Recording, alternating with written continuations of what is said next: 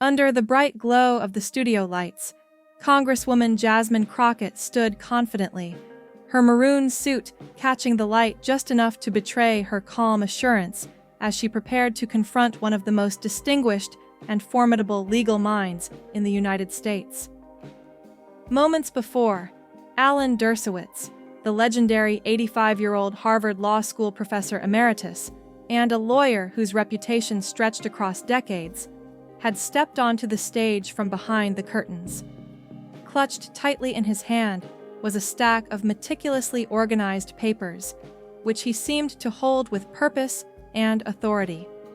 His facial expression was composed, yet resolute, as if he carried the weight of countless courtroom battles behind his calm demeanor. Earlier, the background hum of anticipation grew louder as the tension in the studio became palpable.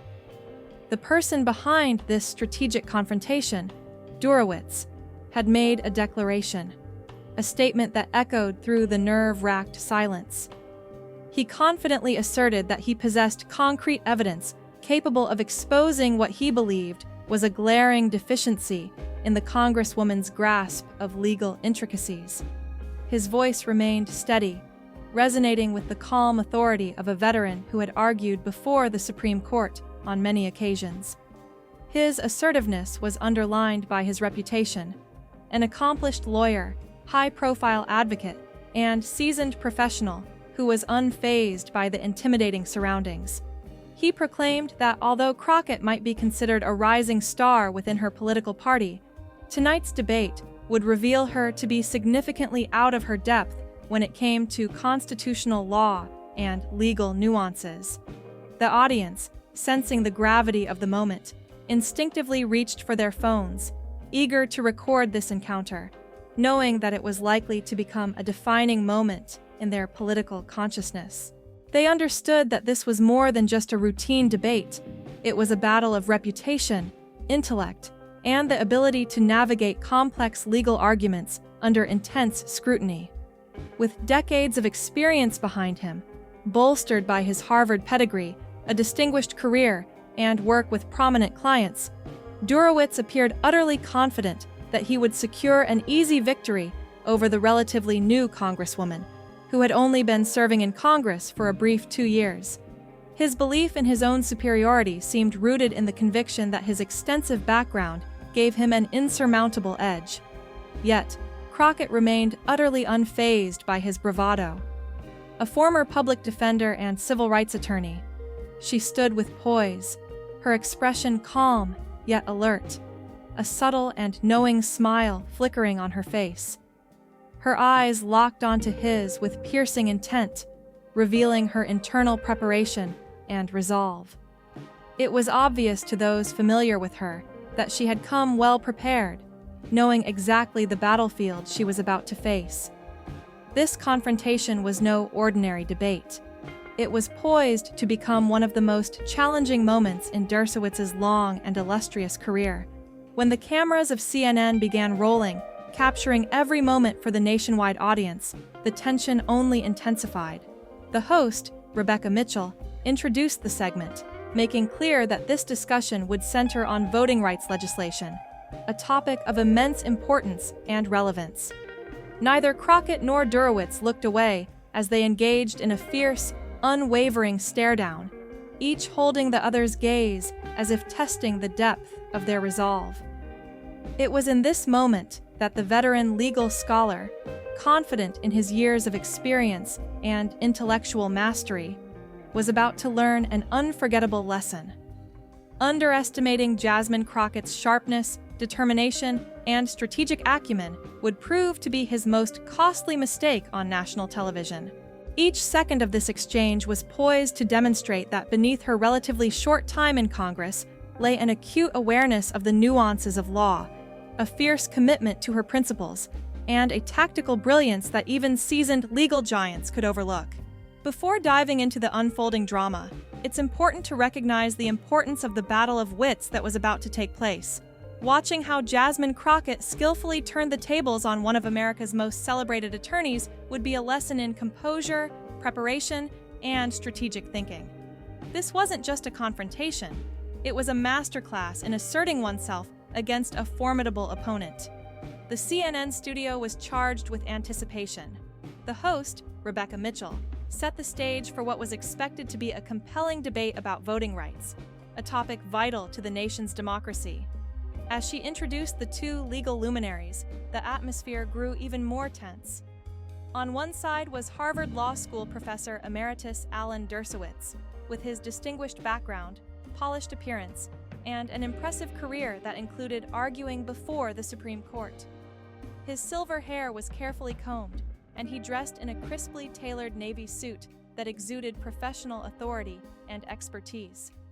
At the age of nearly 85, he carried the weight of decades filled with academic influence, courtroom victories, and high-profile legal battles, ranging from defending notorious clients like O.J. Simpson to dealing with complex cases involving Jeffrey Epstein. Dershowitz's face bore a resolute expression, signaling his readiness to dominate the discussion. He had not come to merely participate. He had come to win.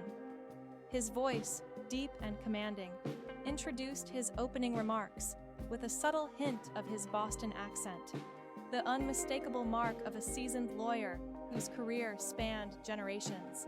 From the moment he began speaking, it was clear that he intended to assert his authority, to steer the debate according to his terms, and to leave no doubt about his commanding legal acumen. As the segment progressed, the scene was set for an intense clash of ideas and perspectives on a topic that was crucial to the future of American democracy. The audience watched with anticipation, aware that they were witnesses to a pivotal moment where experience and youthful vigor, tradition and innovation, collided in a high-stakes arena of political and legal rhetoric. I believe that the public truly deserves to hear from someone who possesses genuine understanding and a deep familiarity with the intricate complexities of the law. Someone who does not merely recite prepared lines or obscure legal jargon, but who can genuinely elucidate the complex legal landscape that surrounds such legislation. The unmistakable condescension that resonated in his tone was impossible to overlook. It was as if he believed himself to be the sole bearer of enlightenment in an otherwise darkened room filled with ordinary citizens. As he shuffled through a stack of papers with hesitating movements, he deliberately highlighted specific sections of the bill, referencing past court rulings, legal precedents, and statutes, all of which appeared to serve as props designed to bolster his perceived authority and credibility. These gestures seemed carefully chosen to project an image of mastery, as if to say, "Here is the irrefutable proof of my undeniable expertise." Across the polished table sat Crockett. Her demeanor remained controlled and composed, exuding confidence as she sat with her maroon suit impeccably tailored. The subtle glint of her gold necklace catching the studio's bright lights added a touch of understated elegance, a characteristic reflection of her personality. At the age of 43, this Yale-educated attorney had crafted her reputation through a different path, not by mingling in elite, exclusive circles of influence, but by fiercely defending the interests and rights of ordinary Americans. Her career had begun by standing up for individuals and communities often overlooked or underestimated, and only later had she stepped into the political arena, ultimately securing her seat in Congress. Her facial expression was calm and measured, but beneath that tranquil exterior lurked a razor-sharp legal mind that had earned her numerous victories within courtrooms where opponents often tried to dismiss her as inexperienced or unknowledgeable. Her track record demonstrated resilience and intelligence, qualities that had repeatedly turned the tide in her favor against adversaries who thought her outsider status or her gender would make her an easy target. With a steady voice, Crockett initiated the discussion, addressing the audience directly. "Good evening." Her speech was even and measured, carrying a subtle undertone that hinted at her Texas roots, an accent that added warmth and authenticity to her words. Unlike some, I am not here to lecture Americans from a lofty, detached ivory tower, she continued. My purpose today is to speak plainly about legislation, laws that have profound implications for real people, the voters I have long represented both inside the courtroom and now inside the halls of Congress. Her words aimed to connect with ordinary viewers, emphasizing her commitment to practical impacts rather than abstract legal technicalities. Rebecca Mitchell, sitting nearby, nodded attentively, clearly sensing the escalating tension in the room. Her intuition told her that a crucial moment was approaching. Let's start with the basics, she suggested, her tone steady, yet inviting. Professor Durowitz, an esteemed legal scholar, had previously characterized this bill as an unconstitutional overreach, a charge that carried significant weight given his reputation. On the other side, Crockett found herself not only defending the bill, but also co-sponsoring it, placing her directly in the crossfire of the controversy. The question now was, what was truly at stake in this debate? Before Crockett could respond, Dershowitz leaned forward, his posture eager and assertive. What is at stake here, he declared confidently, is nothing less than the delicate constitutional balance of power that our entire nation depends upon. His voice carried the conviction of someone who believed he was defending the very core of the American legal system. The Congresswoman and her colleagues, he continued, are pushing for federal control over areas that the Constitution explicitly reserves to individual states. His tone was dismissive, almost condescending, as if implying that her opposition stemmed from ignorance or misguided ideology. This isn't merely bad policy. It is a direct violation of constitutional principles, he emphasized.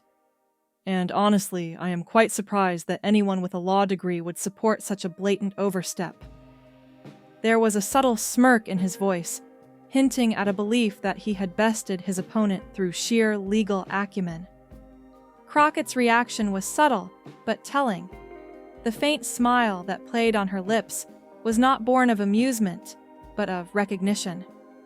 She was no stranger to confrontations like this. She had faced numerous prosecutors and opposing counsel who employed similar tactics: dismissiveness, condescension, attempts to undermine her credibility. Yet, she had always managed to maintain her composure and turn the tables in her favor. Behind the scenes, her team of advisors and legal experts had studied Durowitz's debating style meticulously. They knew he had a penchant for interrupting, asserting intellectual superiority, and sidestepping direct arguments in favor of rhetorical flourishes. They had prepared for this moment, analyzing his pattern of behavior to anticipate and counter his moves. What Durowitz did not realize was that Crockett had dedicated her weekend to intensive research, combing through his writings, speeches, and essays.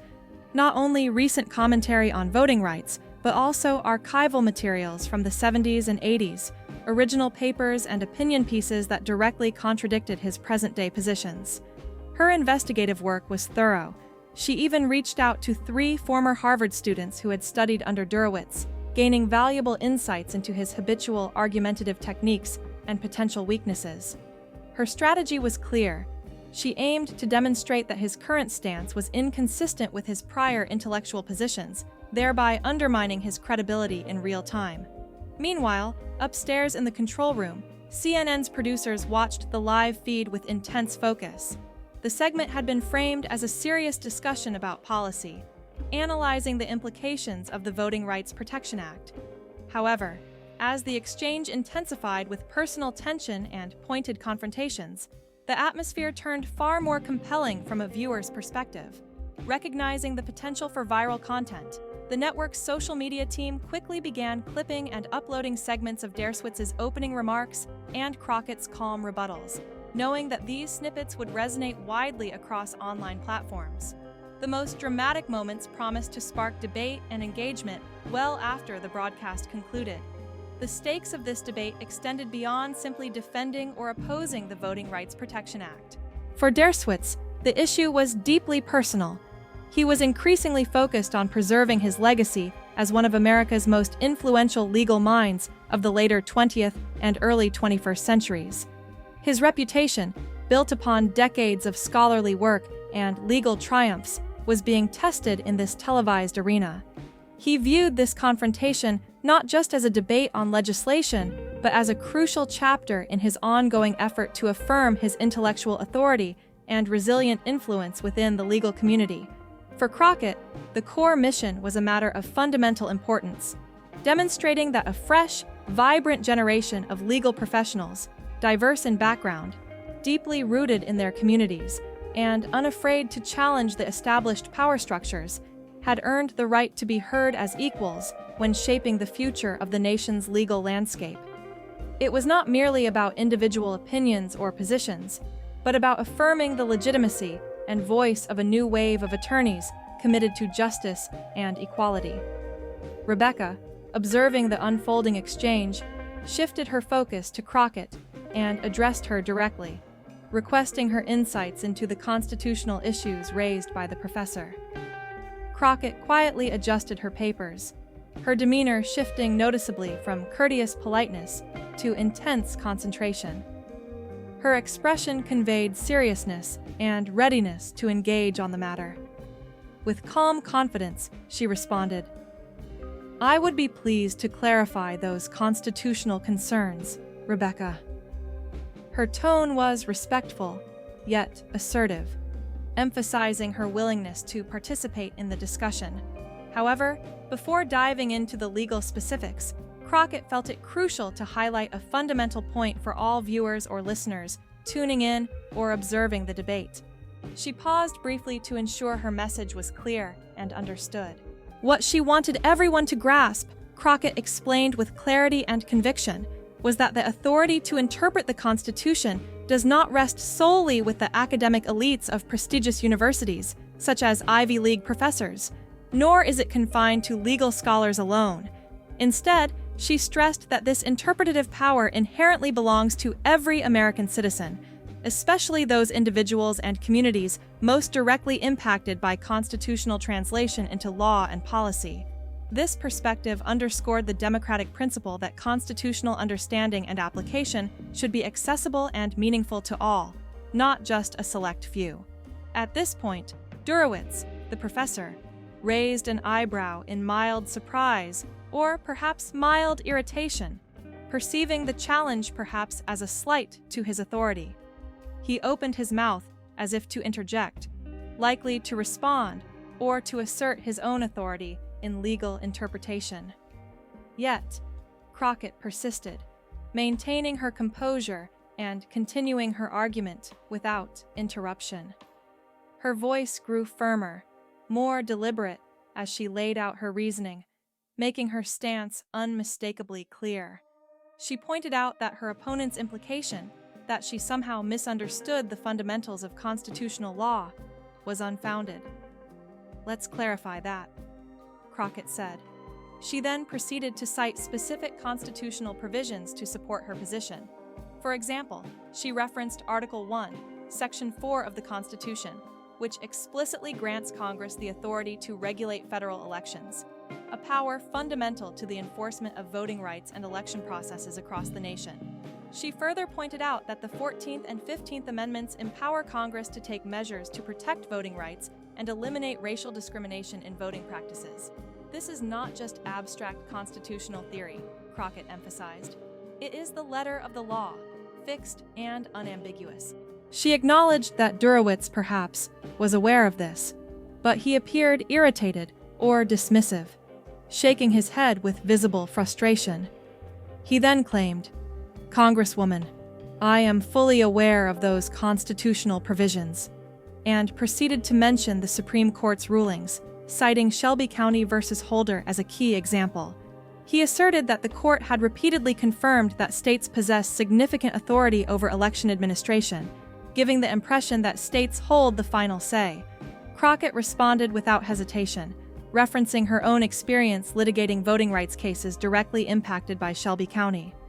"I am familiar with Shelby County," she said, having been involved in legal actions surrounding its implications. Her tone made it clear she was speaking from both legal knowledge and practical experience. She challenged the notion that the issue was merely about whether states had some degree of authority, arguing instead that the real question was whether that authority could be exploited to suppress or silence voters, particularly marginalized communities. This rebuttal visibly annoyed the professor further, tightening his facial expression and possibly signaling that her response was disrupting his narrative. Crockett, however, remained composed and continued her critique.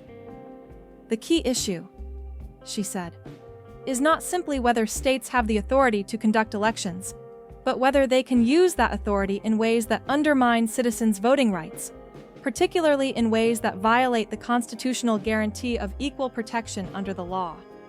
Here, she pointed out that limiting voting options or imposing disproportionate restrictions on certain communities was not about ensuring ease of voting.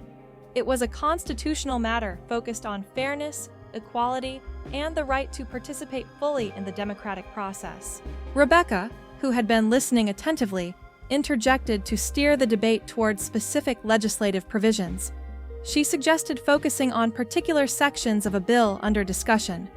She pointed out that the professor had criticized the requirement for a minimum number of early voting days, an element of recent voting reform efforts. Her question was straightforward. Why was this provision problematic? Durowitz leaned forward, seemingly ready to defend his position. "This is where I believe Congress oversteps its bounds," he declared. "States differ greatly in terms of their populations, resources, and logistical capabilities. Imposing a uniform federal rule disregards these differences and encroaches upon states' rights, what we call federalism." He called attention to statements from election officials in 17 states, warnings that such mandates could throw their logistical operations into chaos and undermine the system's efficiency. He accused Crockett of favoring ideological principles over practical considerations, implying her stance was disconnected from the real-world complexities of running elections. Crockett, however, patiently waited. When the opportunity arose, she calmly replied, "It's interesting you mention the opinions of election administrators. I actually have statements from officials in 23 states, including several Republicans, supporting these standards as both realistic and vital for electoral integrity." Turning directly toward Durowitz, she added, "Let's consider consistency across the board." She then invoked a previous work by the professor, his 1982 book titled Rights of the People, where he argued that federal voting standards might be necessary in cases where states demonstrate ongoing discrimination or repeated failures. Specifically, she recalled that he had endorsed the idea of national early voting standards in that publication. Her question was pointed. Has the Constitution changed since then, or just your stance on this issue? Her inquiry hinted at a deeper challenge, implying that his earlier support for federal intervention might still be valid unless constitutional or legal principles had shifted. This last point seemed to catch the professor off guard, as the camera briefly captured his surprise, an indication that Crockett's argument was effectively questioning the consistency of his position over the decades, and perhaps encouraging viewers to reconsider the legal basis for federal voting standards in light of constitutional evolution or persistent principles. He had never anticipated that she would turn to his earlier work and quote him during the debate. The unexpected reference caught him off guard, causing him to shuffle his papers nervously, attempting to regain composure. In a calm, measured tone, he responded by emphasizing that academic understanding is a continually evolving process, driven by new evidence and insights. He reminded everyone that the landscape of voting laws and electoral procedures has undergone significant transformations since the 80s. The position he once held back then was shaped by particular concerns about certain states, which at the time appeared vulnerable or problematic in terms of voting security. Over the years, as more data and research accumulated, it became clear that constitutional principles, as well as practical policies, do not remain static. They shift and adapt in accordance with changing political, social, and legal climates. Crockett, observing this exchange, posed a question that seemed to probe the core of his stance. He found her inquiry intriguing, especially given her assertion of being an originalist, someone who claims to interpret the Constitution based on its original meaning at the time it was written. The atmosphere in the room grew tense as Rebecca shifted her focus, deliberately steering the discussion onto a contentious issue: voter identification laws. With deliberate emphasis, she proposed, "Let's examine the topic of voter ID laws more closely." Her tone subtly challenged her opponent's views. Critics of the proposed legislation argue that such laws threaten to weaken the foundational integrity of elections, impairing the voting rights of many eligible citizens. Crockett, clearly prepared, responded confidently, asserting that those critics failed to consider the extensive body of evidence indicating otherwise. Multiple studies, he elaborated, including comprehensive research conducted by the Brennan Center for Justice, demonstrate that voter impersonation fraud, the primary concern often cited, is virtually non-existent in practice. He emphasized that the real issue at hand is not fraudulent voting, but rather the substantial number of Americans, approximately 25 million, who find themselves unable to obtain the proper identification documents required for voting. Dersuit, sitting nearby, scoffed at this point, dismissing the credibility of the Brennan Center's findings. He argued that such an esteemed organization is far from impartial and suggested that the notion that millions of Americans simply cannot acquire IDs amounts to an insult to voters' intelligence. His tone conveyed skepticism and frustration. Crockett's expression hardened slightly at this condescension. He took a calm but firm tone, asking rhetorically, "Professor, have you ever represented anyone who was unable to cast a ballot because they lacked the financial resources to obtain the necessary identification?"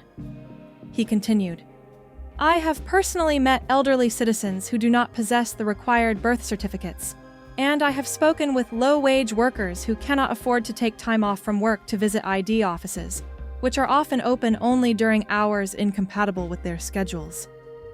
His voice grew more pointed. "Labeling these difficulties as mere inconveniences or trivial obstacles is an insult that highlights the very kind of ivory tower attitude I mentioned earlier, disconnected from the real struggles faced by many voters." Noticing that he was beginning to lose ground in the argument, Durowitz, attempting to shift the narrative, changed tactics. He pointed out that personal anecdotes, though important, do not supersede the legal authority vested in individual states to establish measures aimed at safeguarding election integrity. He invoked a recent Supreme Court decision, affirming that reasonable voter identification laws are consistent with constitutional standards. When the court upheld Indiana's voter ID law in the case of Crawford versus Marion County, he explained, it acknowledged that evidence of actual voter burden was limited at that time. However, when compelling evidence surfaces showing that voting rights are being significantly disenfranchised, the constitutional standard is adjusted accordingly. Rebecca, seizing an opportunity to escalate the debate, produced another document, perhaps a prior publication or legal critique, and referenced a specific article she had co-authored in the Harvard Law Review back in 2005. She pointedly questioned Dersuit about her criticism of judges who, she claimed, conceal their policy motives behind selective and narrow readings of the Constitution. She argued that voter ID laws, according to her analysis, are often enacted under the guise of preventing fraud, but are ultimately motivated by partisan interests, efforts by certain states to suppress the votes of their opponents under the pretense of safeguarding electoral integrity. Dersuit quickly responded, asserting that her interpretation was taken out of context. "Am I truly misrepresenting your argument?" Crockett raised an eyebrow, challenging her. "Would you like me to read the full paragraph from your article, so everyone understands the context?" Rebecca swiftly intervened, suggesting that they take a short break to regroup. She proposed that when they returned, they would continue their discussion about voting rights and also include insights from viewers. As the cameras paused, Dersuit leaned toward his assistant with a look of frustration and urgency, whispering rapidly while pointing at his notes, clearly indicating that something in their line of argument had gone awry. His aide frantically searched through papers and documents, attempting to find the critical point or evidence that could rectify or bolster their position. Meanwhile, Crockett remained composed, calmly sipping from her water glass, observing the chaos with quiet confidence. A producer approached her politely, asking if she needed anything to aid her during the break. She replied evenly that she was fine, but also noted that perhaps they should check on the professor, hinting that they had not yet even reached the core contradictions lurking within his arguments. When the debate resumed, an unmistakable shift in energy was evident. Dersuit appeared more controlled, yet his demeanor conveyed a firm resolve. During the break, Crockett reflected on her own writings, not the selective quotations used in earlier exchanges, but her broader, more principled stance. Her core belief remains that election laws must carefully balance the twin imperatives of ensuring fair access for all eligible voters and maintaining the integrity of the electoral process. That, she contended, is all any responsible state is striving for, a goal rooted in the fundamental democratic ideal of giving everyone a fair chance to participate in choosing their leaders and shaping their future. With this conviction, she looked directly at her opponent and stated plainly, "Since we are discussing credentials and qualifications, let us be clear about the principles that underpin our approach to voting rights and election laws. Throughout my career, I have participated in and analyzed more than 50 cases before the Supreme Court, each one a profound opportunity to interpret and defend the fundamental principles enshrined in our Constitution. My role has often involved teaching constitutional law to thousands of the nation's most accomplished and talented attorneys, whose expertise and dedication to justice are well recognized. Given this solid background, with all due respect, your relatively brief period as a state legislator, covering just a few years, and your initial term as a member of Congress seem insufficient to position you as a qualified authority to lecture me on the intricacies of constitutional interpretation. Your perspective, while undoubtedly valuable, does not possess the depth of experience or the nuanced understanding that comes from decades of legal practice and scholarship in constitutional matters." The condescension that subtly colored his tone was unmistakable, and this was precisely the impression that many viewers observed, a tone that suggested an unwarranted sense of superiority and dismissiveness. It was clear that Crockett had been waiting for a moment such as this, prepared to confront the arguments with calm confidence. She began, addressing him directly. "Professor?" she said, her voice measured yet sharp, the same tone she employed in courtrooms when an opposing lawyer made a glaring mistake. "Perhaps now is the time we confront the elephant that is undeniably present in this room." She paused, ensuring her words resonated with clarity, then continued. "The core issue," Crockett emphasized with unwavering steadiness, "is that you are relying heavily on your academic credentials or past titles rather than engaging meaningfully with the substance of my argument."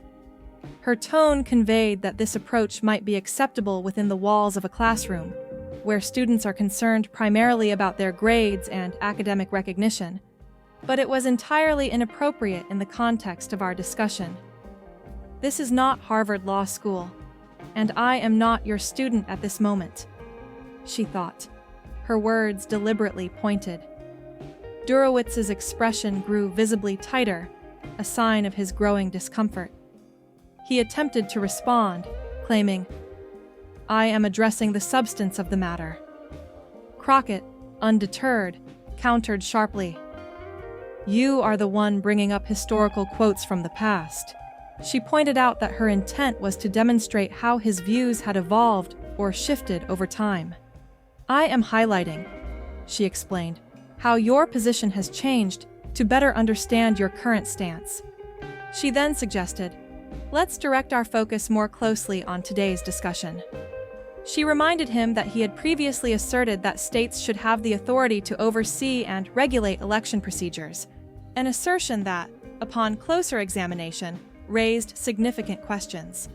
And she added, "Yet, in December of the year 2020, you argued that legislators were not bound by their state constitutions when they appointed presidential electors. That stance effectively undermines the validity of millions of votes across the nation." Crockett paused, then held up another document to emphasize her point. She quoted directly from his writings. "The Constitution gives this power to state legislators, not to states generally."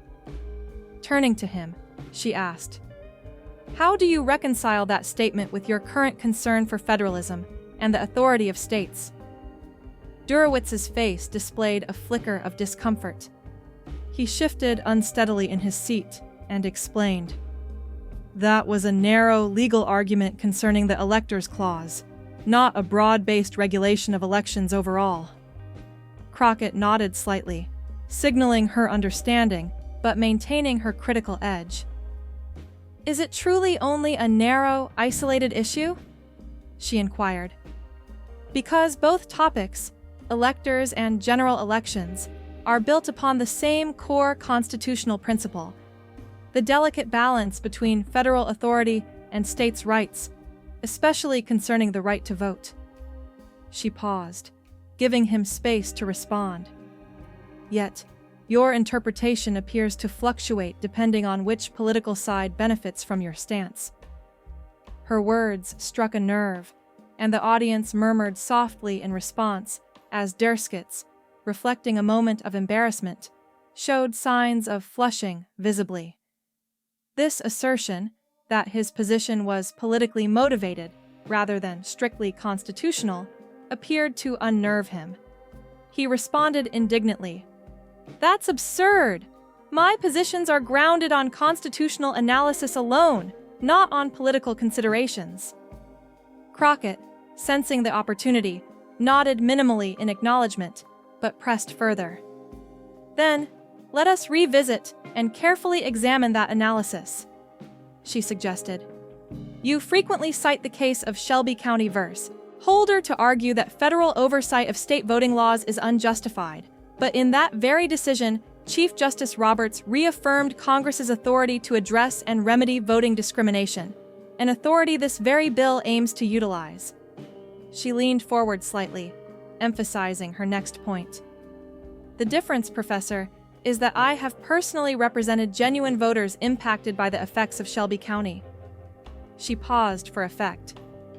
"I have witnessed polling stations being closed in minority communities, observed voter roll purges that disproportionately target eligible minority voters, and seen voter ID laws designed with meticulous precision to exclude certain groups from participating, practices that threaten the very fabric of our democratic process."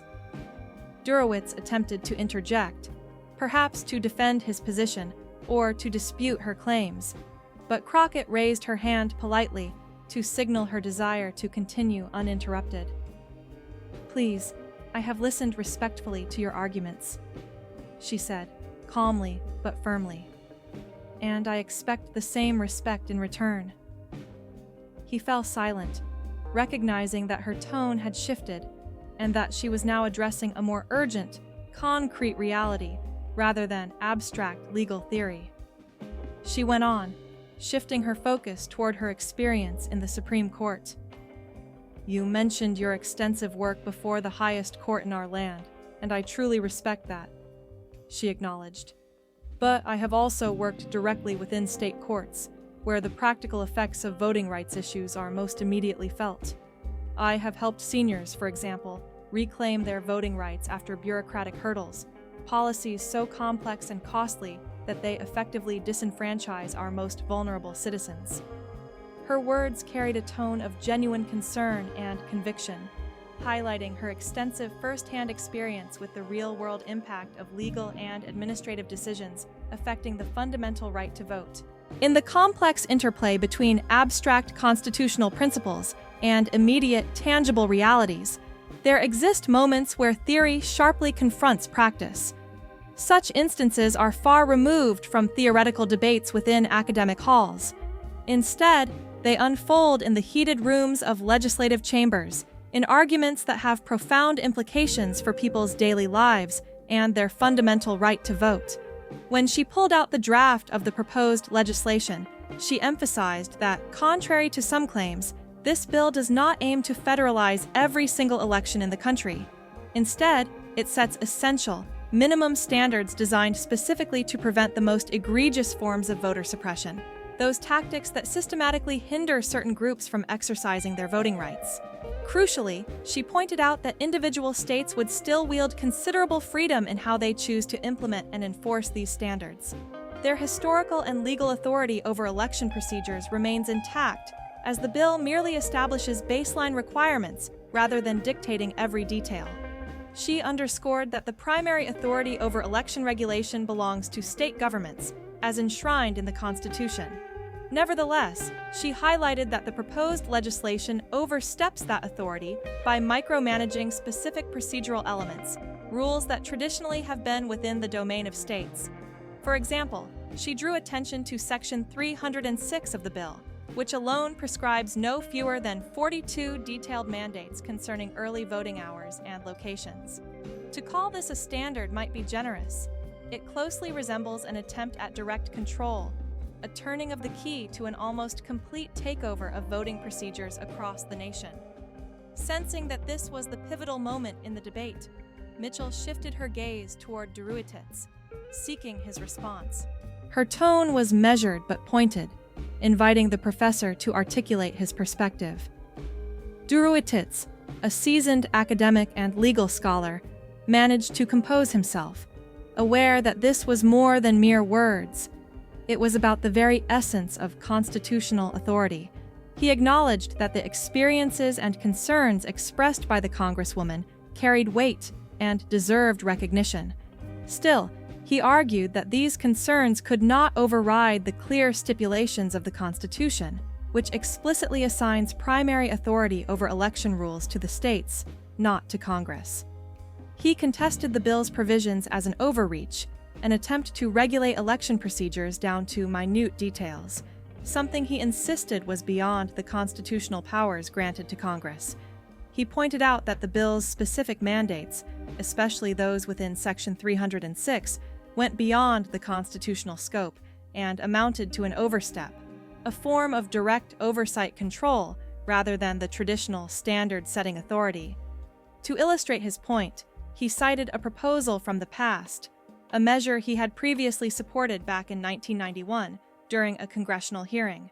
He mentioned that, in that instance, he had characterized similar federal measures as carefully tailored interventions that respected state sovereignty while safeguarding voting rights, thus striking a proper constitutional balance. The room grew tense as Crockett, an astute listener, displayed a transcript of Duruetitz's own words from that very hearing. The atmosphere seemed to pivot on that document, and Crockett turned to the audience with a deliberate pause before addressing the room. He read, "This is from your testimony before the House Judiciary Committee on the 14th day of March, 1991. Would you like me to read the full statement?" The unexpected request caught Duruetitz off guard, his reaction rapid and somewhat embarrassed as he blinked quickly, realizing that he did not have the full context at hand. He hesitated, indicating that he would need to see the entire transcript to confirm his memories. Crockett's gesture was patient and professional. He slid the document across the table, giving Duruetitz time to review it. The room remained quiet, every eye fixed on the unfolding exchange. As Duruetitz perused the pages, and his expression changed from confident composure to visible confusion, and finally to quiet dismay, the truth became undeniable. His past words, the stance he once took, directly aligned with the claims Crockett had articulated. When he finally turned back toward the camera, Crockett explained, his tone emphasizing the importance of the evidence before them. This moment encapsulates her main concern, that too often discussions about voting rights are reduced to abstract legal theories, devoid of their real-world implications. Too many policymakers and legal experts treat vital protections as mere academic concepts, ignoring their concrete impact on individuals trying to cast their ballots. Equally troubling is the fact that the same legal scholars and advocates who once supported strong federal safeguards for voting rights, those very protections designed to ensure equality, now oppose similar measures. Their opposition, she argued, does not stem from any constitutional or legal defect. Instead, it arises from shifting political interests and strategic calculations. Attempting to recover, Duruetitz responded that, even if he had previously supported comparable provisions, it was essential to verify whether the constitutional framework had evolved over time through subsequent Supreme Court rulings. Her simple but pointed question was clear. Which specific ruling are you referring to? She pressed further, emphasizing that the landmark case of Shelby County held that Congress's authority to regulate voting practices was reaffirmed, provided that oversight criteria were appropriately updated and tailored. This ruling, she noted, explicitly recognized that Congress retains considerable power to address election discrimination, provided that actions are grounded in current, evidence-based needs, precisely what the bill under discussion aimed to do. Turning her attention back to Mitchell, she articulated her core argument. The debate over the legality of such legislation shouldn't be solely about abstract constitutional principles. Ultimately, the pressing question is whether every American citizen, regardless of their zip code, their schedule, or their physical abilities, has genuinely equal access to the ballot box. The Constitution's historical context and its textual provisions explicitly establish that Congress has the duty and the constitutional authority to act whenever that access is threatened. This responsibility is rooted not in semantics, but in the foundational principles of democracy and fairness. As she observed that Duruetitz's posture seemed increasingly uneasy, she noticed his shuffling of papers as the audience sat silently, awaiting clarification. Critics had argued that her emphasis on constitutional protections was merely emotional appeal, an accusation aimed at casting her as emotionally driven rather than grounded in legal logic. She raised an eyebrow in response, calmly challenging that notion. If that were true, then perhaps it was worth being precise about the legal bases involved. She proposed that they examine the relevant constitutional text itself.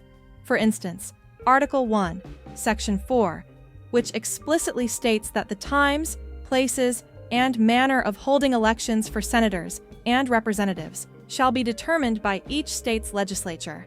However, it also clearly grants Congress the authority to make or change regulations concerning elections at any time.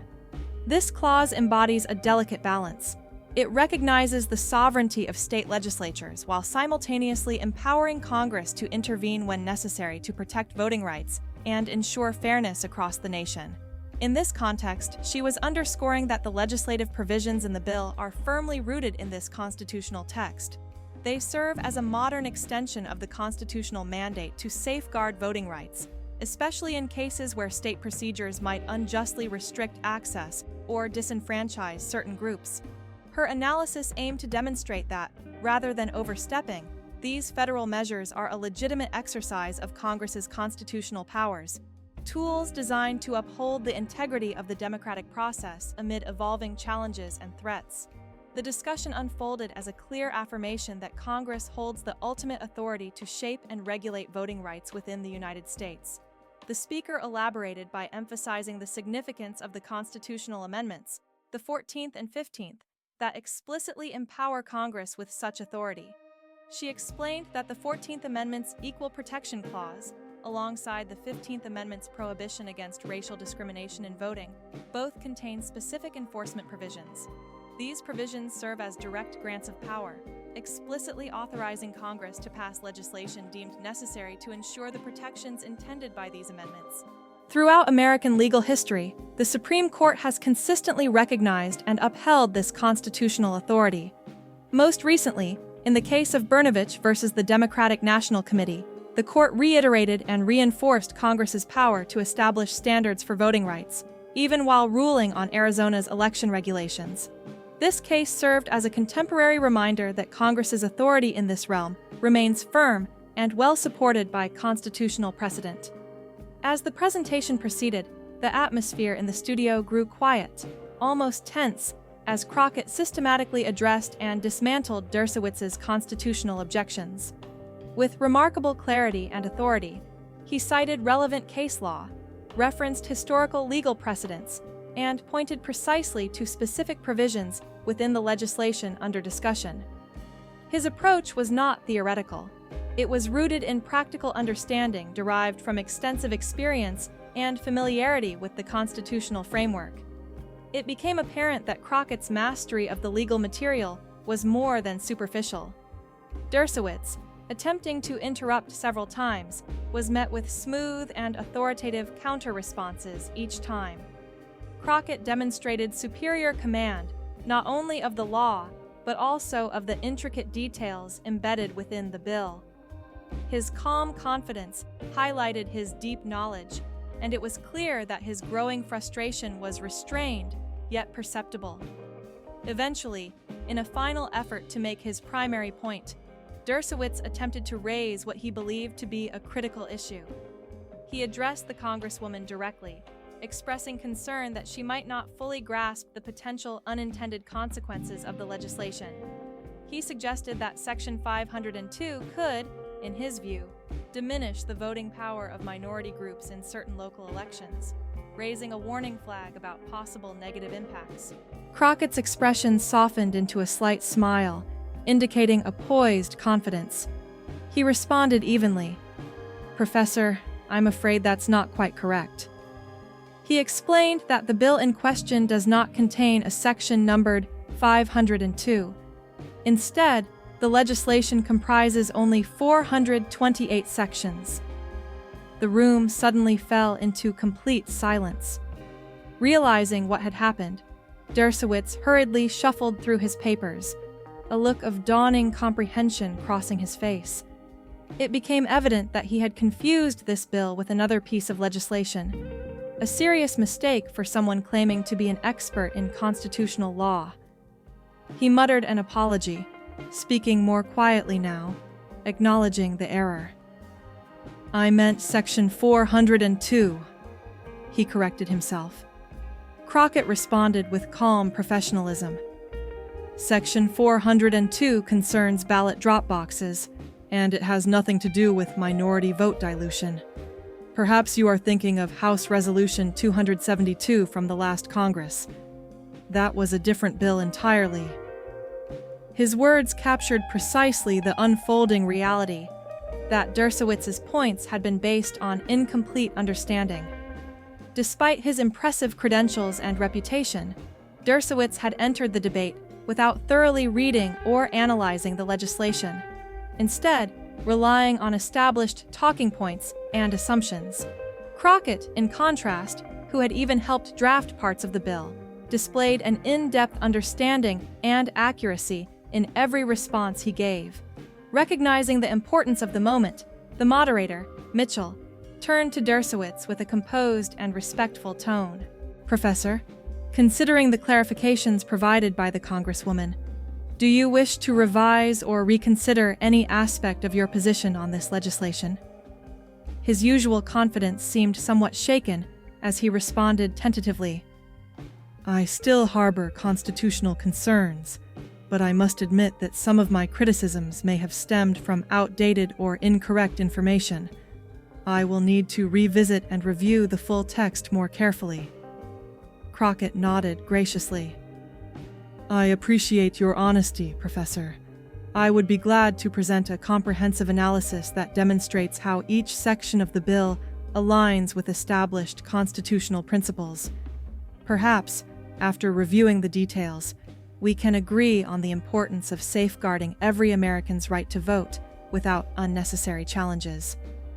Her tone remained calm, composed, and generous, the kind of demeanor that highlighted a deep understanding and respect for the democratic process. It also served as a stark contrast to Dershowitz's slightly defensive stance, which seemed more rooted in reputation and preconceived notions than in the detailed legal realities. As the tense and highly charged debate reached its conclusion, it became painfully obvious to everyone observing from afar that they had just witnessed a pivotal moment, one that marked a profound shift in the landscape of America's legal discourse. This was not merely a routine exchange of opinions or a standard political confrontation. Rather, it was a defining instance where the long-standing notion that a person's reputation alone could serve as an unassailable foundation for authority was fundamentally being challenged. In that fleeting yet historic moment, the prevailing understanding of influence and credibility was undergoing a dramatic re-evaluation, signaling the beginning of a new era in legal and political debates in the United States. Within mere minutes of the segment's broadcast on CNN, a stream of swiftly edited clips showcasing Crockett's meticulous and strategic rebuttal flooded social media platforms worldwide. The rapid spread was unprecedented, and an especially notable clip, her decisive dissection of Durowitz's erroneous reference to a fictitious legal provision labeled Section 502, became a viral sensation, surging past 1 million views in less than an hour. This particular moment not only captivated millions, but also sparked a nationwide conversation, turning Crockett's incisive retort into a trending topic across various social networks. The phrase, "Crockett clapback," and the phrase, "D-wrong Section 502" quickly gained momentum and dominated online discourse, generating countless shares, comments, and debates from commentators spanning the entire political spectrum. People from differing viewpoints weighed in on the event. Among conservative legal analysts, prominent figures like Andrew McCarthy took to social media to commend Crockett's performance. He posted a tweet stating, "No matter what stance you hold regarding the bill itself, Crockett just delivered an exemplary display of thorough preparation and mastery of the facts." On the opposing side, others like Durowitz faced criticism for their fluff and lack of specificity. Meanwhile, on the cable news front, MSNBC's host Rachel Maddow started her evening program with a dramatic comparison, saying, "What we just witnessed was the legal equivalent of David defeating Goliath," emphasizing the precision and sharpness of Crockett's challenge. She ended her introduction by remarking that this time, instead of a simple slingshot, Crockett had employed surgical accuracy and strategic acumen to triumph in the debate. Back behind the scenes at CNN, the producers, who had originally anticipated a standard policy discussion, were now frantically working to capitalize on what had rapidly become the most watched segment of the month for the network. As views skyrocketed overnight, they organized and prepared a special broadcast titled "The New Defenders: Rising Voices, Reshaping Legal Debate." In this program, Crockett's profile was prominently featured, including shots of her in her Manhattan apartment, where she appeared poised and confident. Meanwhile, at the higher echelons of the legal community, Alan Dershowitz faced one of the most significant setbacks of his lengthy professional career. His phone buzzed incessantly with messages from colleagues, students, and journalists alike, each seeking his immediate comment or insight regarding the fiery exchange. Within Harvard Law School, the incident ignited a flurry of discussions on internal message boards, with many professors noting that Crockett had employed the same Socratic method that Dershowitz himself, in earlier times, had used to challenge and engage his students. The debate among academics was intense, with some highlighting the fact that Crockett's incisive questioning echoed Dershowitz's own teaching style, yet used in a new, sharper form. By early morning, Dershowitz felt compelled to issue a formal statement. In his carefully worded message, he acknowledged that while he personally maintained constitutional reservations about certain federal election laws, he also recognized that Congresswoman Crockett displayed a commanding grasp of the subject matter.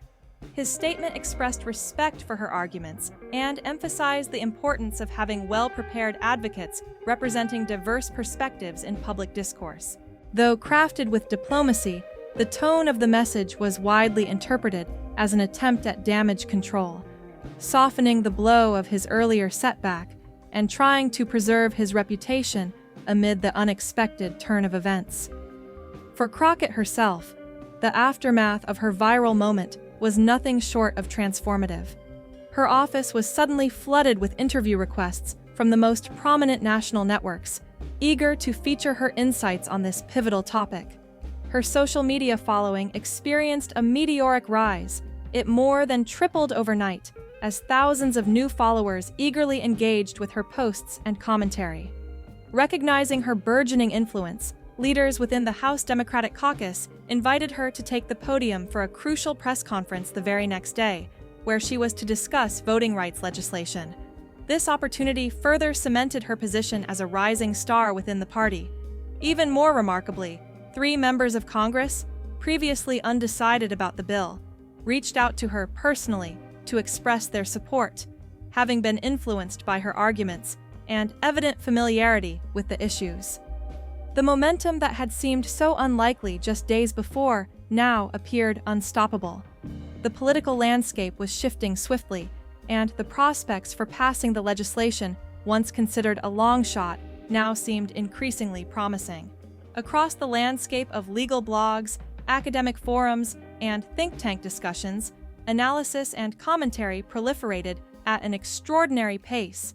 One Yale University law professor wrote an op-ed emphasizing the significance of the event, stating, "Crockett demonstrated that a combination of lived experience and diligent legal scholarship can yield a far more accurate and compelling interpretation of constitutional principles than abstract theoretical arguments alone." Such praise underscored the growing recognition of the value in practical, experiential knowledge paired with rigorous legal reasoning. In response to the burgeoning debate, Georgetown Law announced an upcoming panel discussion titled Credentials versus Substance: Rethinking Legal Authority in Public Discourse. Civil rights organizations swiftly seized the moment, building upon Crockett's rising profile by framing her success as a demonstration of the importance of authentic voice and substantive expertise in shaping effective legal arguments and policy discussions. This series of developments signified a moment of reflection and reassessment, highlighting that true authority in legal discourse was no longer solely rooted in reputation or academic pedigree, but increasingly rooted in clarity, preparedness, and the genuine understanding of lived realities and constitutional principles. The statements issued by both the NAACP and the Lawyers Committee for Civil Rights Under Law highlighted the significance of Crockett's arguments, emphasizing how her reasoning reaffirmed the fundamental constitutional principles that serve as the backbone for federal voting protections in the United States. These organizations underscored that her passionate defense of voting rights was rooted in well-established constitutional doctrine, thus reinforcing the legitimacy and enduring importance of the legal foundations that uphold democratic participation. Meanwhile, activists across states such as Georgia, North Carolina, and Arizona reported a noticeable increase in the number of volunteers signing up for their voter education initiatives. Many of these individuals explicitly pointed to Crockett's fervent and articulate defense of voting rights as their primary inspiration, seeing her words as a catalyst that rekindled their motivation to participate actively in efforts aimed at safeguarding the integrity of elections. This surge in volunteer enthusiasm reflected a broader sense of empowerment sparked by her stance, galvanizing those who see the fight for voting rights as essential to the nation's democratic health. At the same time, efforts from conservative media outlets sought to reshape or diminish the impact of Crockett's arguments. For example, Fox News host Laura Ingraham contended that her referencing of Section 502 of the relevant legal code did not, in her view, sufficiently address the wider constitutional issues at stake. She attempted to frame her critique as a focus on legal technicalities, implying that the broader constitutional questions were either misunderstood or deliberately avoided. Nonetheless, even among some of her colleagues in conservative circles, acknowledging the strength of the legal substance was common. In particular, former Judge Andrew Empoliano admitted that while Dershowitz relied heavily on his reputation and prior legal standing, Crockett had distinguished herself through careful preparation and a solid grasp of constitutional principles. He recognized that her arguments resonated in terms of legal accuracy, even if viewers might not have initially appreciated their depth. Just 3 days after the contentious CNN segment, an unexpected event occurred that caught many by surprise. Alan Dershowitz, the seasoned and well-known attorney, requested a private meeting with Congresswoman Crockett. He arrived alone, without cameras or staff present, entering her office on Capitol Hill with an unexpectedly modest demeanor. When he addressed her directly, his tone was markedly different from the confrontational style displayed during their televised exchange. He began by explicitly stating that he had taken the time to thoroughly review the bill in question. While he continued to harbor some reservations about certain provisions, he felt compelled to acknowledge that her legal reasoning, specifically her constitutional interpretation, was largely sound. He paused for a moment before adding that her emphasis on the real-world implications of legislation had also made a strong impression on him. "Theory without application," he admitted, "holds little true value in shaping meaningful policy." Crockett, demonstrating grace and humility in her victory, responded warmly and with genuine professionalism. She extended an invitation for Dershowitz to join her in co-authoring an op-ed that would explore their shared principles concerning voting rights, even as they recognized that they approached the issue from slightly different perspectives. She emphasized that the purpose of such an article was to demonstrate to the public that constitutional interpretation need not be inherently partisan or divisive. People deserve to see that honest debate over legal principles can occur across ideological lines, she suggested. After some reflection, Dershowitz agreed to her proposal. Together, they crafted a compelling piece, published under the compelling headline, "Finding Constitutional Common Ground on Voting Rights," which appeared in the Washington Post. This joint article quickly gained widespread attention, not for divisiveness, but for promoting a meaningful dialogue that bridged generational and ideological divides. In that article, Crockett and Dershowitz emphasized that when political discourse shifts its focus to the substance of constitutional principles rather than mere status or superficial authority, democracy itself is strengthened. Their message was clear: evidence and reasoned debate serve as the bedrock of a healthy democratic society. When discussions center on the core issues supported by constitutional law, rather than on partisan posturing, the democratic process flourishes. For Jasmine Crockett personally, this exchange represented a pivotal moment in her career, not merely as a member of Congress, but as a voice committed to elevating vital issues affecting voters and the constitutional framework. The encounter marked a significant step in her mission to foster a more substantive, respectful dialogue about voting rights and constitutional interpretation. In the week immediately following her appearance on CNN, Crockett received invitations from eminent universities such as Harvard, Yale, and Howard Law School, asking her to speak about her experiences and insights. Her influence was evident as enrollment figures in voting rights courses across the nation spiked dramatically in the subsequent semester, reflecting a renewed interest among students eager to understand and engage with constitutional law.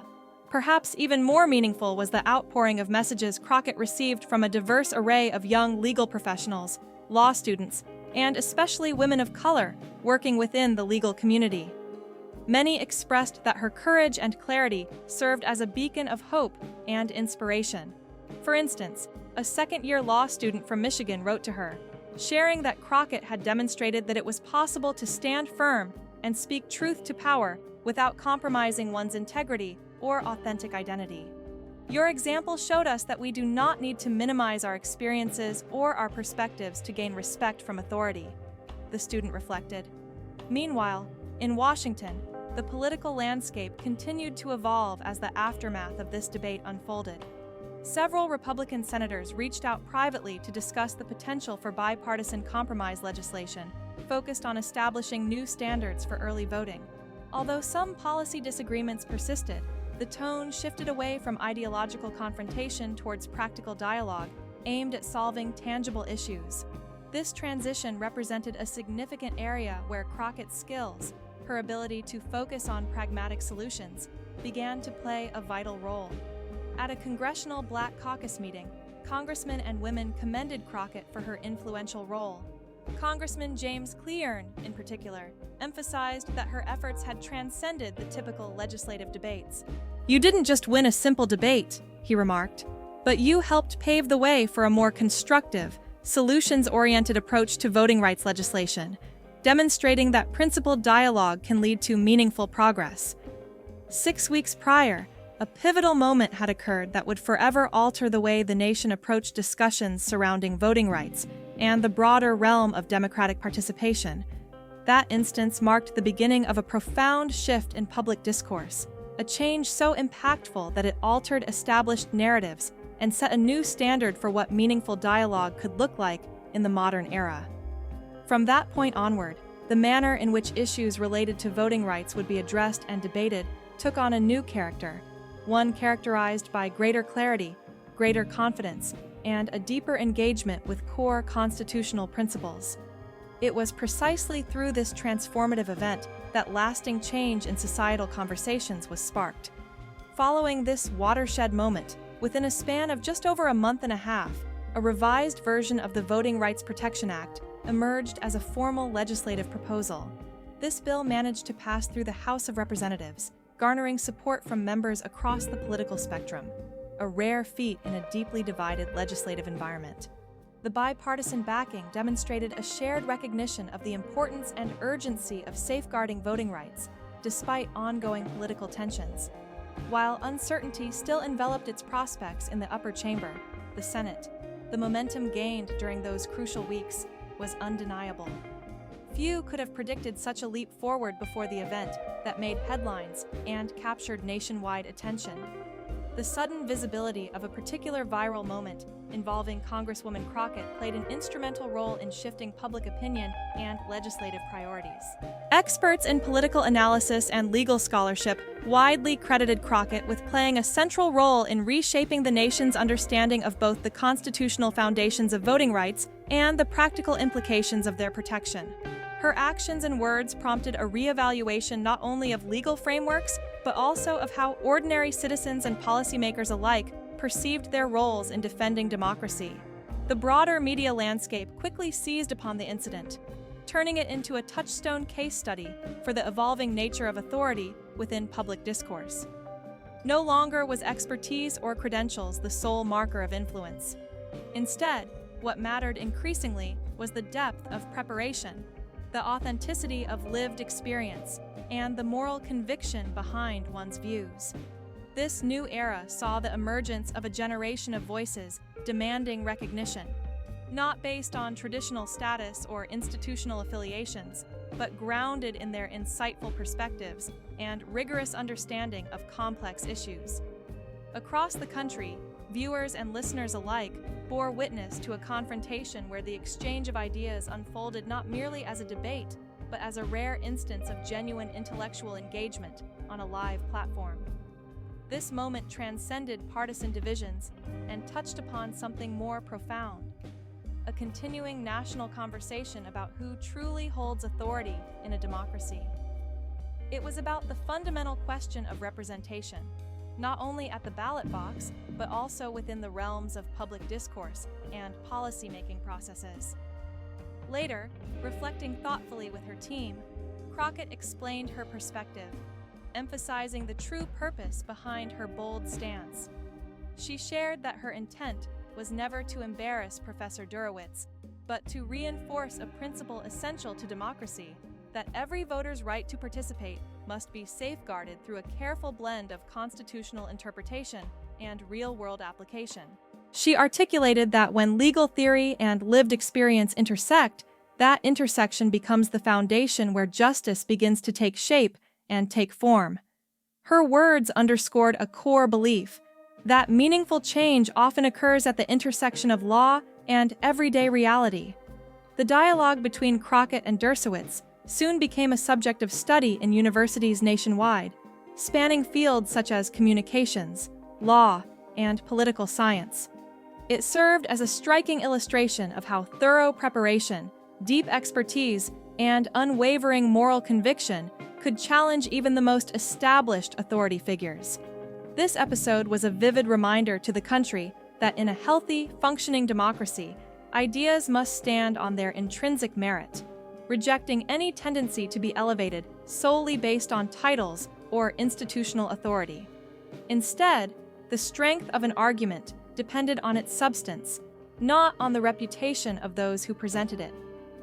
As debates over voting rights and democratic participation continued to unfold across the United States, One undeniable truth emerged from these events. A new voice had made a permanent entry onto the national stage. This voice embodied confidence, readiness, and courage, traits that served as the strongest responses to attempts at humiliation or marginalization.